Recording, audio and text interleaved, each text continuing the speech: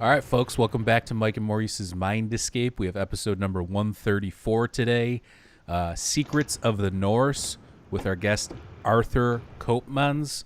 And we're glad to have Arthur on. He runs a really very interesting page, so you should definitely check out his website. I'll add his links down below the video. And he's also active on Twitter. But welcome to the show, Arthur. Oh, thank you. I'm glad to be here. Thanks for joining us. Yeah. So this is gonna be a two-parter, I think, or we'll see how it goes, but most likely a two-parter. And the first part, we're gonna be talking about Norse and Viking mythology and just going through some of the correlations you've made with the constellations and all that. So, but let's start off with a little bit of your background. How did you get into this, and what interested you in the topic?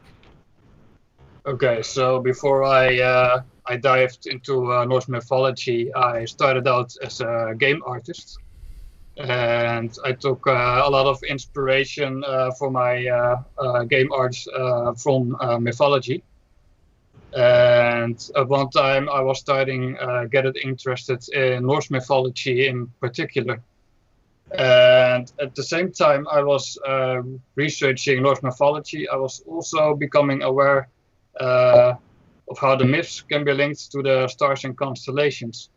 So I started making all these discoveries between Norse mythology and how this can be seen in the stars. And I wrote down all these ideas in notebooks. And then I decided to start a blog called Secrets of the Norse to share all this information. Nice. Yeah, I stumbled upon your page. I mean, I was actually cleaning house on my my follower thing on Twitter, and I came across your page, and I went through your website. I'm like, this is awesome. We got to get this guy on the show. So, but yeah, I think you make some good points on some of your stuff. So, do you, when you post these things, are you just constantly just doing research, or is it something that you wait till something comes to you, or how does that work? Well, I'm pretty much doing this research every day. Okay. So, well, I need a little break sometimes, but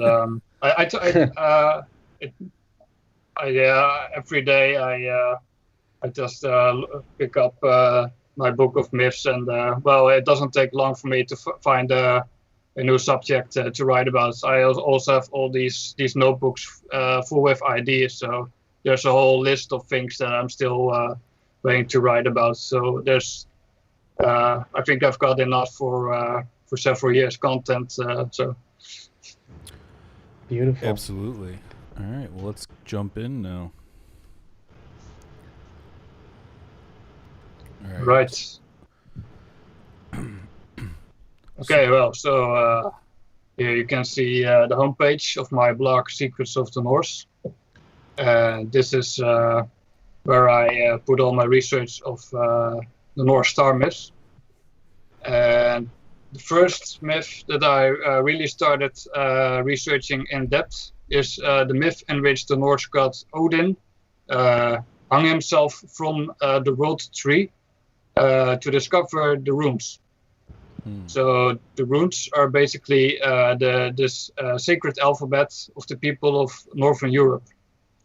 So this myth, when I read it, it was a riddle to me. I thought, why did Odin have to hang himself from a tree in order to discover these runes? I wondered what was the logic behind that. So I wanted to know, what are these myths all about? Where are the gods coming from? What's the idea behind these stories? So, have you always had kind of a affinity for like the Norse culture? Are you Scandinavian yourself, or do you have some sort of connection to it? Well, I'm not Scandinavian myself, so I do feel like a bit of an outsider when researching the Norse myths. But the myths from Scandinavia, they are what's coming closest to whatever mythology would have been here in the country that I live. So I live in the Netherlands. And pretty much all of the old stories have been lost to us because of Christianity. Mm-hmm. So it's because of what we know of Norse myths that we know this wider North European culture of which the Netherlands is a part. Right. Yeah, I know a little bit, but a lot of what I know is either from school or just by passing, or actually that show, the Vikings on History Channel. I don't know if you've seen it. So, some of it's obviously fiction, but they add in like some historical people and historical timelines into the mix, so it's a little bit of fiction, a little bit of fact, kind of a thing. And yeah, the Vikings were definitely the Christian Crusades. Tried to convert them all into from pagan to more of a one God belief system, or monotheism. Yeah, that's right. So with the Odin thing, so Odin is like the Thor, right? He's like the Thor or the Zeus type character within Norse mythology. Odin is a distinct god from Thor. So we go to the next slide, perhaps, and then I'll introduce Norse mythology, and then we can look at who Odin is. Okay. Okay. So the Norse myths and their gods. So you mentioned Odin and also Thor and also Loki. They all come from the region of Scandinavia in Northern Europe. And that's, of course, also where the Vikings come from. And the Norse myths, they were written down in Iceland somewhere around the year 1200 AD by the Icelandic writer Snorri Sturluson. He was a Christian writer, but he had a lot of love for the old heathen mythology. So we can thank him for much of what we know about the Norse myths. Okay. But I think the Norse myths go back to an ancient oral tradition, a time well before the Vikings. And correct me if I'm mistaken, but isn't Loki kind of like, because I always try and find like correlations between different cultures and ancient civilizations and stuff. Loki's kind of like the trickster, right? He's like the Thoth or the one of these trickster type archetypes.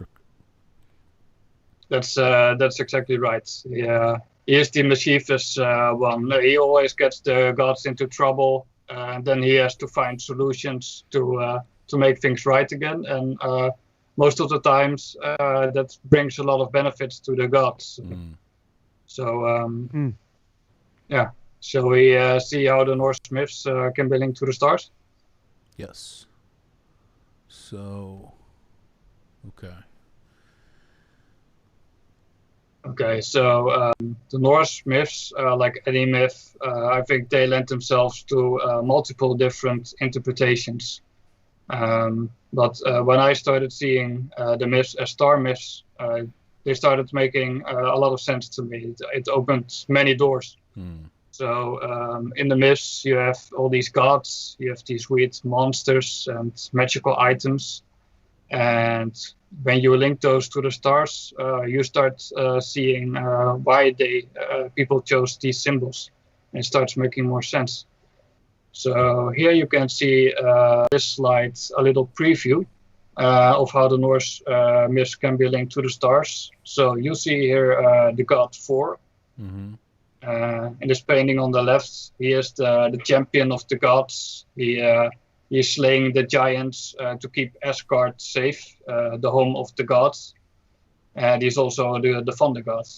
And you see him in this characteristic action pose. So he's got his hammer raised up above his head, ready to smash some giants.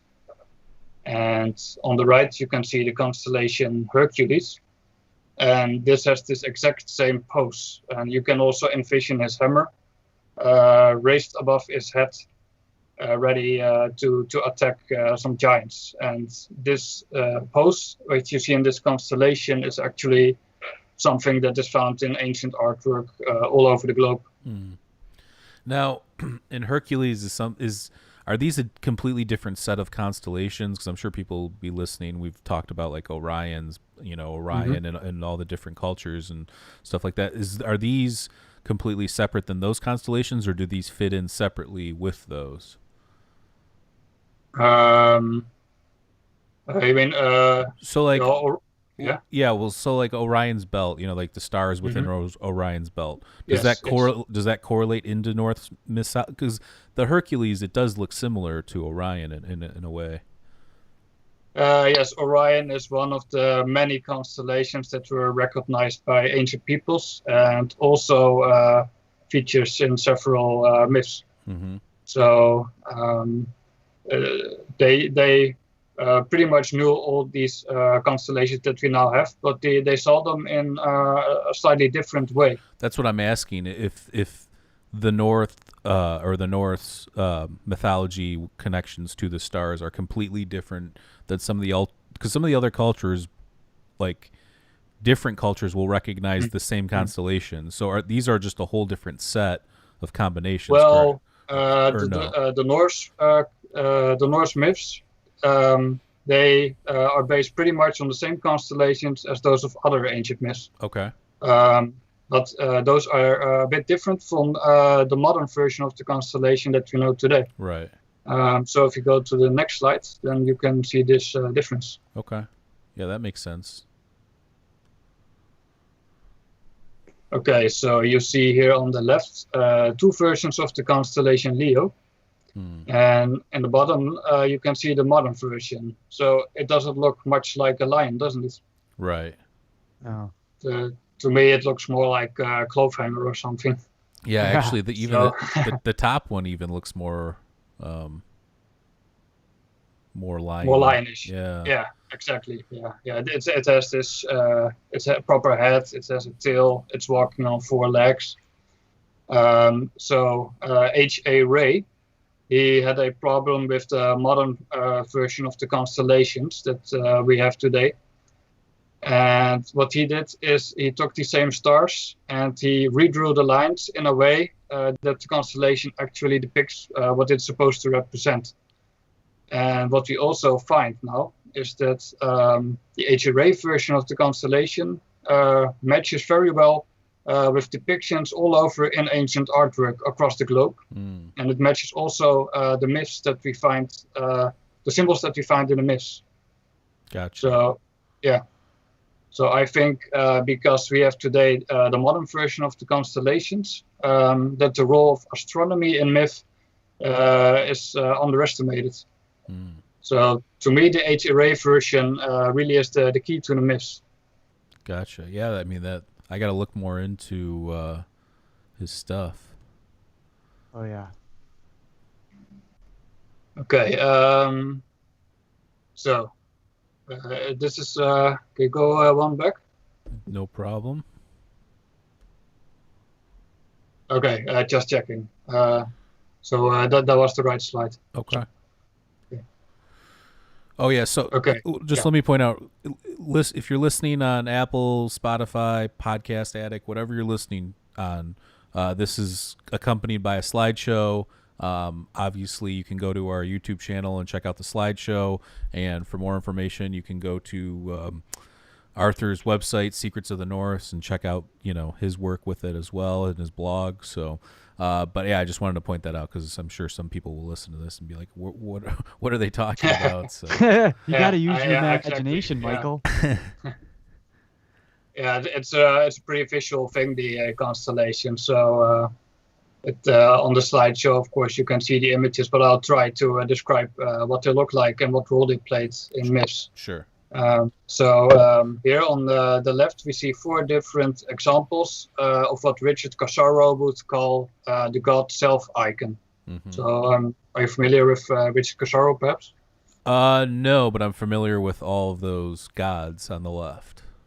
Yes. So this so-called God self icon, it's basically a depiction of a deity holding 2 symmetrical objects on either side of its body. So on the top right, you see a Minoan snake goddess holding these 2 snakes. Now, when we go to the right, you see the constellation Ophiuchus.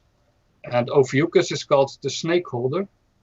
And you can see Ophiuchus as a human figure holding a snake on either side of his body. And so all these god self icons that you see can be linked to this constellation Ophiuchus. So what I believe this shows is that ancient cultures worldwide recognize this exact same constellation. Right. Yeah, there's some interesting ones, and especially the Viracocha, some of the mythology that even pre-Columbian. So, yeah, I don't know. That looks very similar. I mean, I've got to admit to anybody listening, you should definitely check this out because, I mean, I could definitely see in all those examples. Is there even more examples than that, or are those the only 4 that you? Oh, there were way more examples. Yeah. Rich Casaro, he showed like 12 or 24 of them in one picture. So Okay. I took a few examples from them. Sure. So, but these same symbols, they can also be found in the world's ancient myths. So on the next slide, I'll show you an example. Okie dokie. Here we go. Okay, so Star Myth researcher David Madison, who wrote Star Myths of the World series, he took these constellations of H.A. Rey and he discovered that the world's myths are based, can be seen as linked to the stars and constellations. So they are part of this ancient worldwide system. And David Madison pretty much laid a new foundation for astrotheology and what he himself calls star myths. And it's also David Madison who looked at the myth of Odin's hanging, and he deciphered the first part of that myth that deals with how Odin hangs from the tree. So shall we see how that myth is linked to the stars?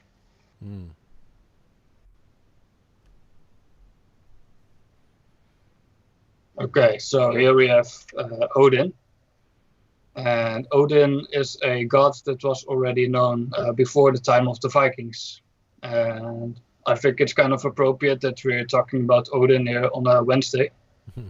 Because Wednesday is also called after this god, Odin. So that's interesting. Yeah.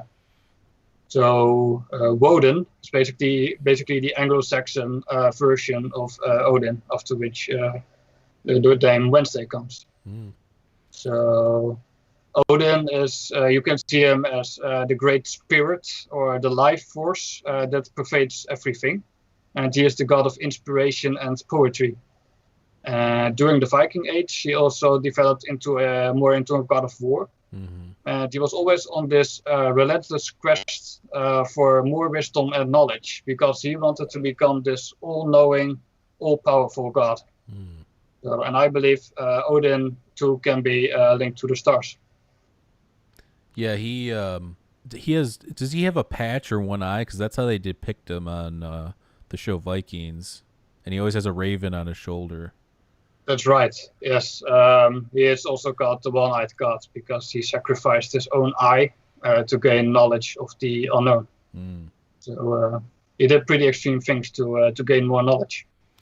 Now, do you know, I mean, it's hard to tell, but so like mythology, some people suspect is just based off of extraordinary real people maybe, or like you're saying, correlation to the stars. While maybe they got the idea from the stars or the archetype of him, is it possible that some great person named Odin lived a long time ago and then his oral tradition was just passed on, or is that, do you not think that there's anything to that? Well, it could be. There's not really hard evidence to prove that there was this historical figure called Odin. So I do think the myths lend themselves to different interpretations. And we could perhaps find traces of ancient history in them. And perhaps behind some of the gods there were real people, but that's hard to tell. But what we do know from the evidence, I think, is that the myths are based on this celestial memory system based on the stars. Sure. That's basically what these myths were written in, whatever meaning they had or where they originated from. Yeah, and obviously they were probably one of the better seafaring people, along with maybe the Minoans and a couple others. Oh yeah, definitely. So they had to know the stars, right? I mean, that was the way to get around. Yep. And perhaps the Minoans even visited Scandinavia during the Bronze Age. There's some speculation about that too. I believe it. I believe it too. They're trying to link the Minoans to the U.S. too, or North America. Yes, yeah, yes. So they have some similarities to the Maya culture, definitely. So here we see the constellation Ophiuchus again. What David Matheson showed in his research is that Ophiuchus can also be linked to this god Odin. We've seen that Ophiuchus is the snake holder, and he can be seen as holding two snakes on both sides of his body. But you can also envision it as one giant snake that he holds with both hands. Mm-hmm. And when you envision the snake as a rope instead, then you can see how he was also called the god of binding and releasing. So he could also symbolically bind people's minds with fear, but he could also release your mind from all boundaries. So he's basically the god of mind escape. Okay, yeah. There we go, baby. Yeah. There we go. To all you escapees out there. Yeah. Yeah, I like it. Right. So there is more evidence that links Odin to the stars. So you already mentioned the ravens. Yep. So Odin has these two ravens called Hugin and Munin, and they represent his thought and his memory. So what do we find here above Ophiuchus in the sky? We find two bird constellations called Aquila and Cygnus, and they are the eagle and swan. Mm-hmm. But in Norse myth, they can represent Odin's two ravens. Yeah, and Cygnus, I mean, that's there's a lot of people trying to correlate Cygnus, and I know we've had Andrew Collins on the show before, who's done a lot of work with Cygnus, and there's a lot of ancient megalithic structures that align with Cygnus and obviously other constellations. Mm-hmm. But yeah, I think that's an interesting one for sure. But I've never heard of this other one, the Aquila. Okay. It's Latin for eagle. Yes. Okay. Yeah. So the Cygnus mystery definitely shows how one constellation alone can lead you to this enormous rabbit hole. So, shall we see how we can link the runes to the stars? Sure. We shall. Okay. So first, let's see what are the runes. So the myth says that Odin, he discovered the runes, and he carved the runes then for the benefit of the gods. So you can see the runic signs here on the left. These are from the Elder Futhark alphabet. And to the Vikings, they were letters of an alphabet, but they also represented magical signs. So the rune Urus, for example, the second in the top, represents strength. So if you needed strength in your life, you could call upon the Urus rune, for example. Yeah, so, some interesting names there. And actually, I know they're always trying to look for ruins all over the world too. I know that there's people that claim to have found ancient ruins in parts of the east coast of the United States. Yes, and the Kensington Runestone. Yeah. Well, who was the first person to land in like Newfoundland? Was it Leif Erikson or? Yes, I believe it was Leif Erikson who landed on the east coast of America. Yeah. So they definitely were one of the first the first Europeans to land on that continent. But who knows who went before them even. And what was he was looking for? What's that, like Vindaland or Vinland or something like that? Yeah, he landed there and he found these sort of grape-like berries. From that comes the name Finland, which means something like wine country. Okay. But they were not exactly wine grapes, I believe. Gotcha. All right. So shall we look at the poem and yes, try to see how this is linked to the stars? Okay, so I'll read a few lines of the poem for you. The poem says, I know that I hung on that windy tree 9 whole days and nights, stabbed with a spear, offered to Odin, myself to myself given. So this was a fragment from Odin's rune song, and when I first read this was a complete mystery to me. So why is he hanging from this tree to find these runes? Why is he stabbed with a spear? And then when I started seeing the connections with the stars, things started making sense. So in the myth, does he do it to himself, or does somebody do that to him? It's not explicitly mentioned, but I think he did it to himself. The poem says, myself to myself given. So he's basically offering himself as a sacrifice to himself. There's actually, I see some correlations to like Christ or like Jesus in certain ways. There's definitely some overlapping themes there. Yeah, definitely. Odin's hanging from the tree has often been compared with Christ hanging from the cross. Right. And we will see some more examples of that, of how that is linked with the Bible and all that. Okay. Okay. So. Okay, so first let's see where we can find this tree from which he hangs. The poem says, I know that I hung on that windy tree. So this tree is the world tree of the Norse cosmology called Yggdrasil. And it's basically the world axis, the central pillar of the cosmos that connects heaven with earth. So like the axis mundi of... Yes, the axis mundi, exactly. And in this tree, we also find 9 different realms of the Norse cosmos.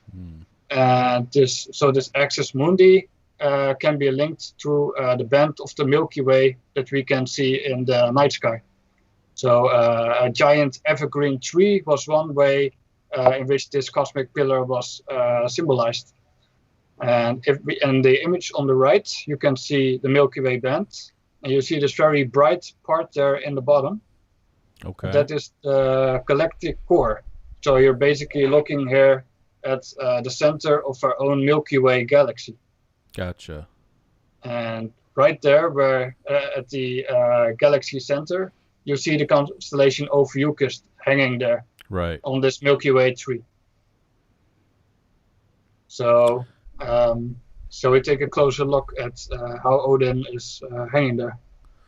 Somebody just commented real quick. It says, Lord Pakal's tomb lid depicts the same scene from Havamal, where Odin hangs and falls back from the tree from the fourth winds.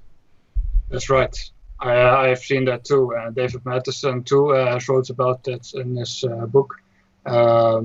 So this Pakal scene, it basically uses the same constellations to depict a similar story. There are some very interesting similarities between Pakal, built by a certain Wotan.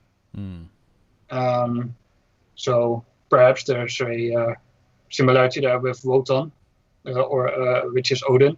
Who knows? So that's very interesting indeed. Yeah. Well, thank you, Sue, for commenting. Okay, so we have seen how Ophiuchus or Odin can be seen holding this snake, which we can also see as this rope. And at the end of this snake asterism, you have the snake's head, serpent's caput, and it looks like this ring at the end of the snake. So this ring can also be envisioned as the noose with which Odin is about to hang himself from the Milky Way tree. So the poem also says, stabbed with a spear, offered to Odin, myself to myself given. So this spear we can see too, envisioned in the left serpent half. You can also envision that as one solid spear being held by Odin. And we will look a bit closer to that later. So David Matheson basically deciphered the first part of this myth that explains how Odin can be seen hanging on this Milky Way band. And what he thought is that the runes are the names for these invisible forces that govern our reality behind the scenes. But what I have found in my research of this myth is that these runes too can be seen in the stars in a specific constellation that represents this higher sacred knowledge. That the serpent head kind of looks like Serpent Mound, like that triangular fashion thing. Yeah, that's interesting. Yeah, I saw it recently on Twitter, a photo of Serpent Mound, and how they thought it was an egg, but it can also represent it an does eye in the snake's mouth. Yeah, exactly. It does look like that. Yeah, so it could be linked to the same asterism, definitely. Okay, so to find these runes in the stars, let's first look further at what these runes are. So the first clue to the runes can be found among the Norns. The Norns are these goddesses of fate, and they are very similar to the Greek fates, who weave the destinies of mortals and also of the gods. And it is implied in the myths that the Norns first created these runes, and they also carved these runes into wood. So we should be looking for something with wood. And these Norns, they live at a sacred well called Urt Well, and that means the well of origins. So if you look again at the picture of Odin on the Milky Way, right. We see this very bright part, this galactic core. And that too can be linked to this sacred well with these shiny waters. So you can see how the same feature can have multiple symbols to it. Gotcha.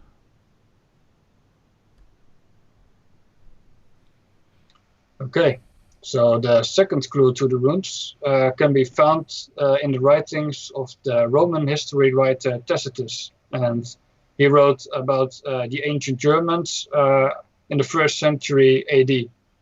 And what he described is how the ancient Germans practiced divination.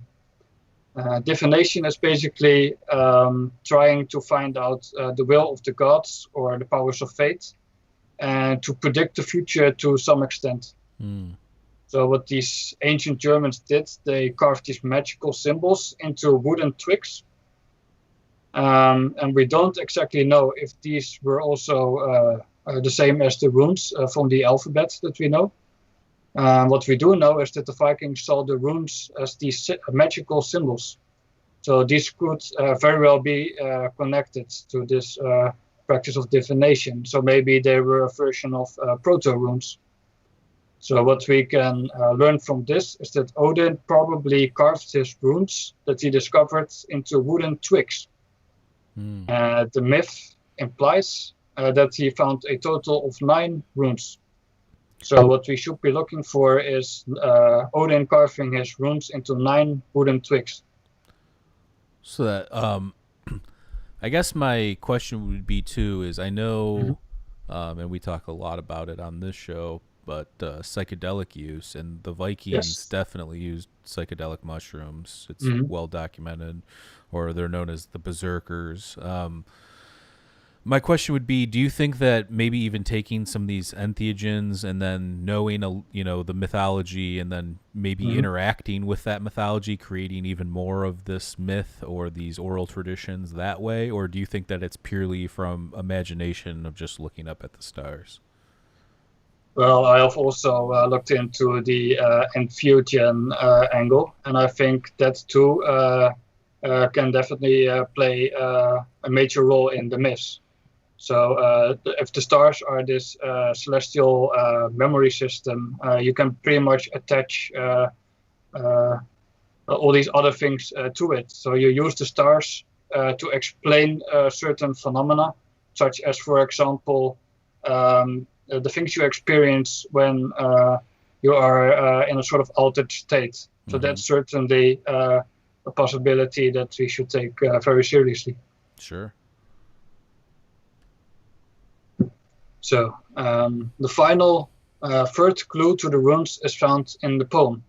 So the poem says, "I peered right down in the deep. Crying aloud, I lifted the runes, then back I fell from there." So what the myth is telling us, that Odin looked down into the deep, and there he discovered these runes. So now we know that Ophiuchus is linked to Odin. We should be looking somewhere below the constellation Ophiuchus and somewhere near the galactic core. Okay. So shall we see Yes, we shall. where we can find these runes? Okay, there you go.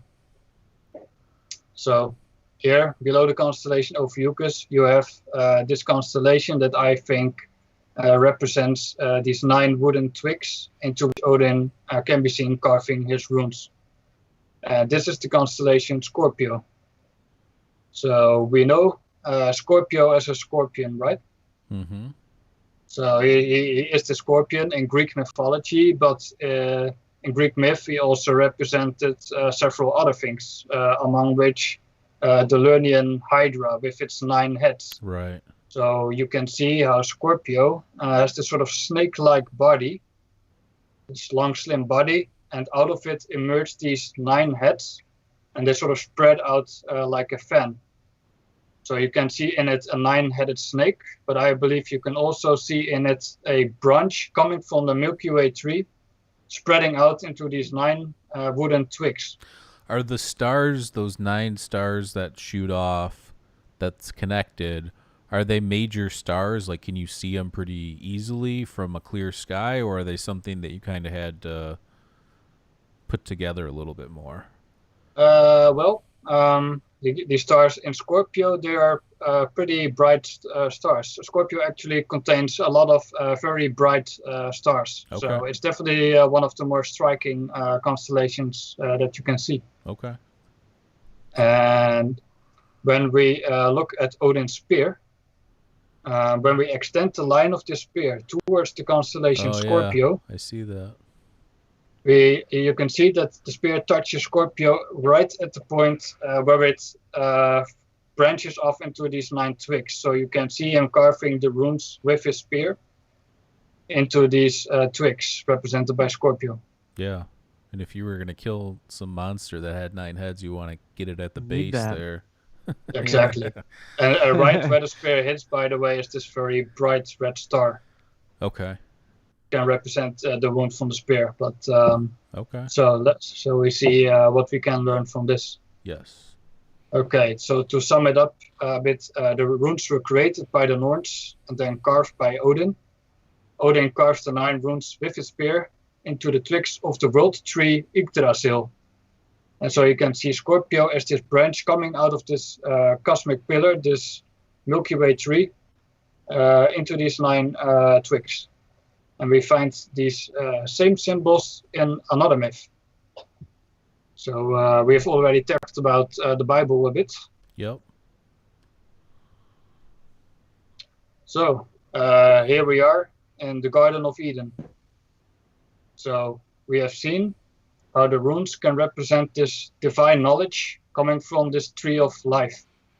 And we see here in the Genesis story of Adam and Eve, we have this tree of knowledge, and in the tree you have the snake. And the snake gives this forbidden fruit, this forbidden knowledge to Eve. So we can see Scorpio as the snake in the tree of knowledge. And what do we see right next to Scorpio? We see the constellation Virgo as Eve. And you can see she has her arm outstretched, ready to receive this forbidden fruit. Okay. So, in their when you make these kind of correlations, what in terms of what are you just putting the pieces together as you see them, or are you looking for connections, or how do you do that? Well, it's a continuous process of I don't see when I look at the myth at first sight, you don't immediately see the connections. You have to know. You have to get familiar with these constellations, and you also have to become familiar with the language of these myths and how certain symbols in myths can be linked to the same constellations. So I learned a lot about this from the work of David Matheson. So he provided me with a pretty good basis so that I could decipher these myths for myself. And once you start getting more and more familiar with them, it becomes more and more easy to see these connections. But there are, of course, some pitfalls because often there are multiple different interpretations. Sure. So it does take some practice to see which of these is the strongest candidate. Sometimes there is also more than one correct answer. So the same snake, for example, can be seen in 2 or 3 different constellations in different parts of the same story. Yeah, absolutely. I was just curious. We've had some, obviously, other guests that have connected constellations and theories and hypotheses and stuff like that. Like, I don't know if you're familiar with our buddy Aaron Voot, who wrote the book Spirit in the Sky, connecting the DMT molecule with the Orion myth, and if you or the Osiris myth. And when you look at the Osiris myth, it has very shamanic undertones of being dismembered and taken to the underworld and then bringing, coming back together, that kind of a thing. So I was just curious on what your process was for looking at these things. Right. So when you look at the night sky, you can basically envision it as this divine theater. And the constellations in this theater, they are the actors on this celestial stage. And you can see on this celestial stage all this drama and comedy that you find in the world of the gods, portrayed in myths. So when ancient peoples were looking up at the night sky, basically what they saw was the gods and the myths played out in the stars. And as I have mentioned, each constellation can be seen as this actor who can also play multiple different roles. So we have seen, for example, that Scorpio can be seen as this snake. It can also be a scorpion or this branch coming from the tree. Right. And when you look at these constellations, do you personally have like a telescope, or do you stare at the sky a lot, or do you do it all like on the computer? Well, I do most of it on the computer. So I have this stargazing program called Stellarium. Okay. And with Stellarium, you can set the date and time, and you can also look at how the night sky looked in ancient times. Yeah. So that's very helpful. That's also awesome, when looking at ancient myths. But on occasion, I also do go outside, and then I just sit on a picnic bench, and I just look at the stars. Nice. Yeah. It's interesting to think back then. That's all they had, right? Was kind of what you're talking about, this divine theater. That's all they had. That was their entertainment at nighttime. I mean, if you're up and it's nighttime, you're not going to go hunting. You're not going to go fight anybody. You're going to look up at the sky. And I think that's kind of what, as humans, I think we're lacking. We're lacking a connection to the earth, sinking your feet into the real earth or the ground, and also staring up at the sky and gazing upon the stars. And obviously we know about space and what's out there and the limits of what we know kind of right now, but we actually have the opposite. We're watching these programs, and it's I don't think it's very well, you're getting all this good for us. You're getting all this this condensed information, and if you don't have the building blocks or the wonder behind it, I think a lot of it gets lost. So to me, seeing how the myths are based upon the stars, I think this also enriches the way I experience these myths. I think it's a wonderful thing that you can go out and look up at the night sky, and you can see all these stories played out. By looking at the night sky, you have the feeling that you are more connected to this larger cosmos that's out there that we are a part of. Couldn't agree more. So, we have seen how Odin found the runes, and we have seen how the runes and the forbidden fruit can be seen as this higher knowledge that's coming from the sacred tree. And so the runes can be seen as the names that are given to these hidden forces that govern reality. And the Vikings thought that by naming these forces, they could gain power over them and use them in their lives, and to gain this greater awareness. Mm-hmm. And so you can see why Odin was eager to get this knowledge. But I also think that Odin was in kind of a hurry to get this knowledge. And he also went to extreme lengths to achieve this. He hung himself from a tree. That's pretty extreme, right? Right. He also sacrificed his own eye to gain knowledge of the unknown. So we can ask ourselves, why did Odin go to such extreme measures to gain this higher knowledge? And on the next slide, I'll show you why I think that is. So I think that Odin was in kind of a hurry because he knew that the inevitable end of the world was coming near. It's what is called Ragnarök in the Norse. So basically the apocalypse, right? Well, yeah, sort of. It is this apocalyptic end of the world. But what I mean that is like the unveiling. It's like this. Mm-hmm. You're gonna see what's really going on once this occurs. Yeah. So the whole world, the whole world order, it basically starts crumbling and descending into chaos, and people become mean and vicious, and brother will attack brother, as described in the myths.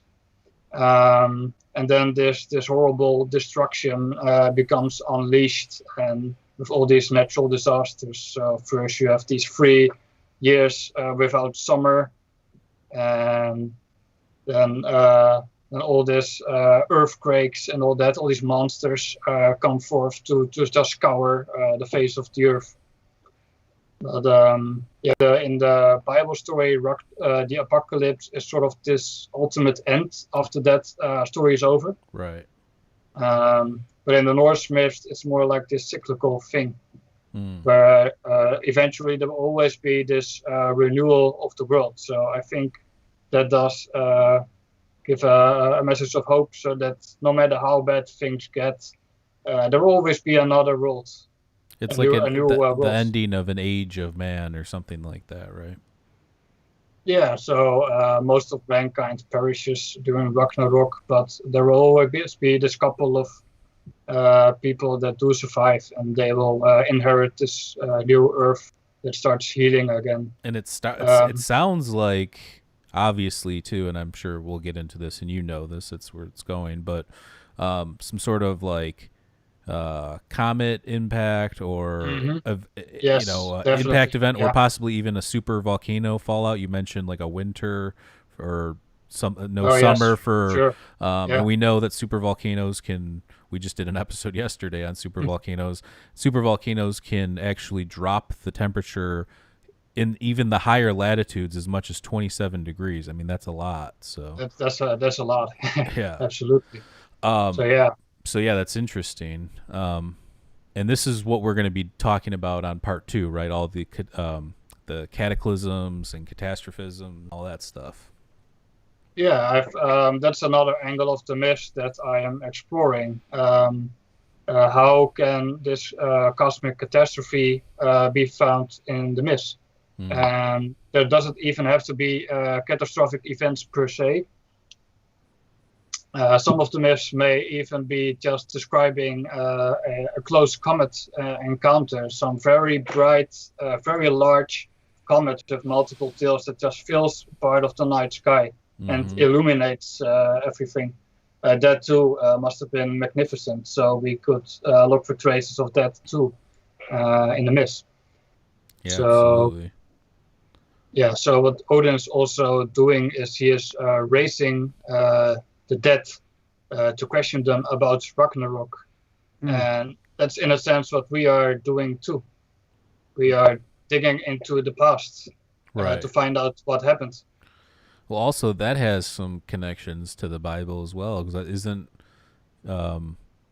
isn't that what happens during the apocalypse? You know, like you'll be saved if you're, you know, you'll be risen from the dead if you're good, and if you're bad, or something along those lines. I don't know exactly. The rapture. Yeah, something like that. But yeah, there is obviously some correlating stuff, but I don't know. I think it's interesting when you look at the history of the Norse mythology and the Vikings and stuff, because people don't really talk about. I mean, we got into all this stuff, obviously, like Graham Hancock, Fingerprints of the Gods, Magicians of the Gods, all that kind of stuff.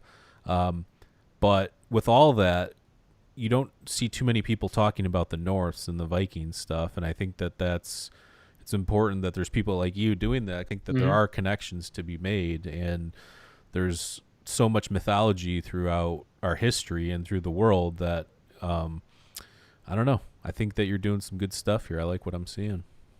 Yeah, thank you.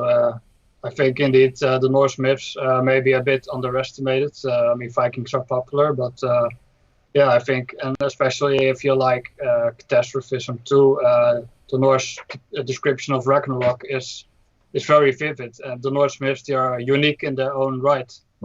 They tell the same stories, but with this unique northern flavor to it. And then here we go. There's your info.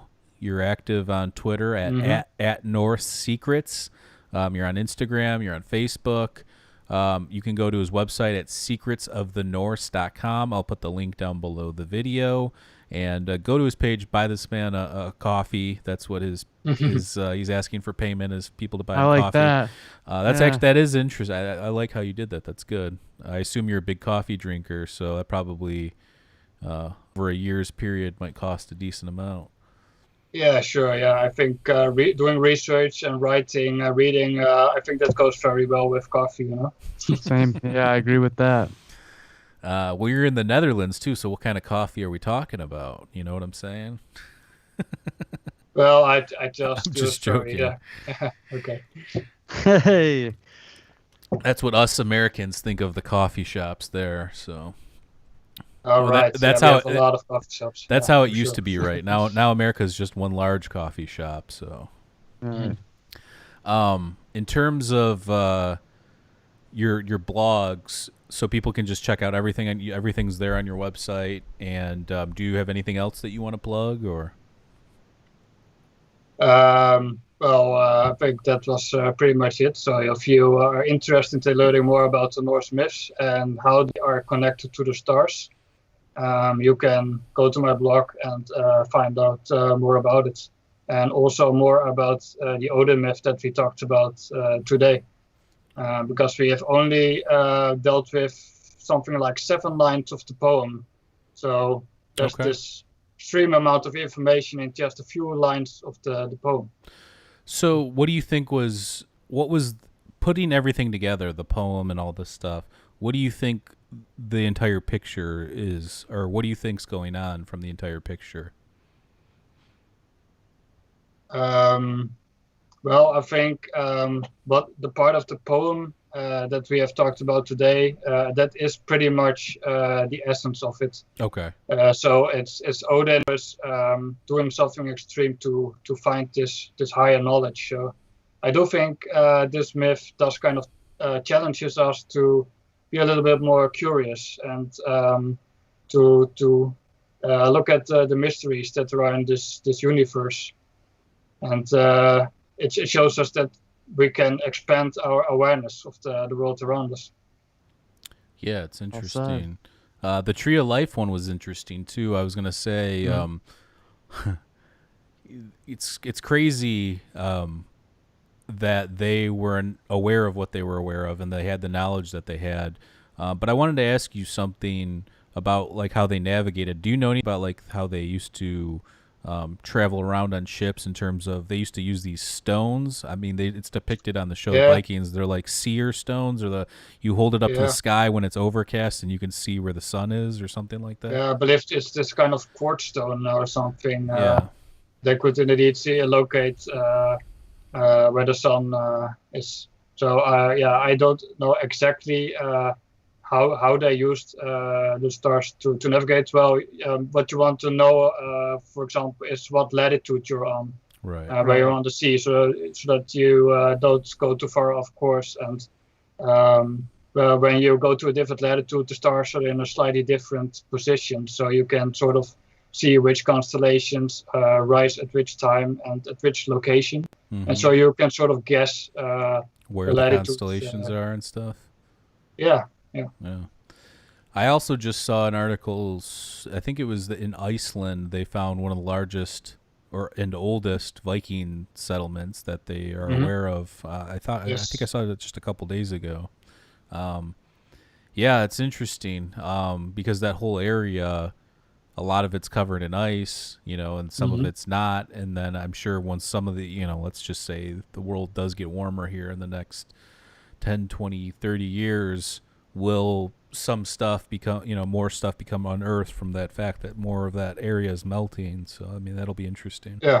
Yeah, they also found this ancient Viking trail in Greenland because of the melting ice. So that's kind of funny that they're finding these things under the ice now. So one time that too must have been without ice in the past. Right.